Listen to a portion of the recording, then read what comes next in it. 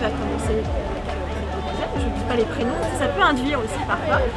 Donc, et puis toi tu vas commencer à dire qu'est-ce que un prestataire avec quelqu'un qui tatouille en face, vous pourrez trouver même 20 points communs sans problème. Donc l'idée c'est un petit peu ça. Je vais vous donner les papiers et puis vous allez réfléchir ensemble.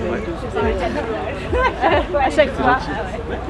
Et tout le monde avec un petit chat. Très belle expérience.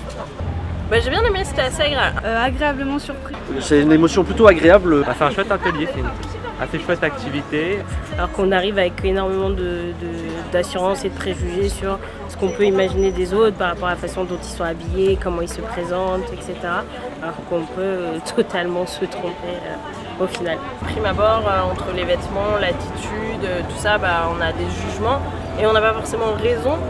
Alors, en faisant l'expérience, j'ai vu que j'en avais. Là, avec une personne que je connaissais pas, je me rends compte que j'étais totalement à côté sur plein de sujets en fait. On est tombé sur un prof et je croyais que c'était un consultant.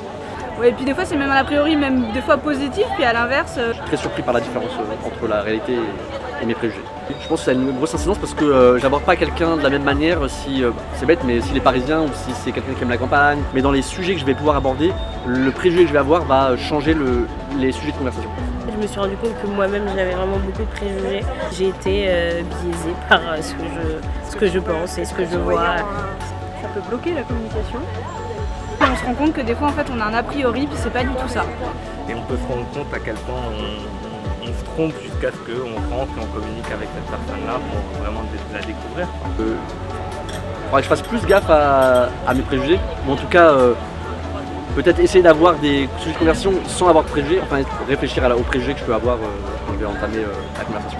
Et l'expérience des points communs comme ça, je trouve que c'est quelque chose qu'on devrait peut-être faire plus souvent en fait. On a trouvé 11 points communs. 11 même. Moins 9 ou 10 hein. 7. Une dizaine de similitudes. Ouais. 8 ou 9 je crois. Une expérience très positive, vraiment. Ah bah super content. Super content. Ça fait plaisir de rencontrer des gens sympas. Et À refaire, j'ai trouvé ça intéressant et sympathique. J'en ressors que c'est agréable d'aller vers l'autre et d'être dans la communication.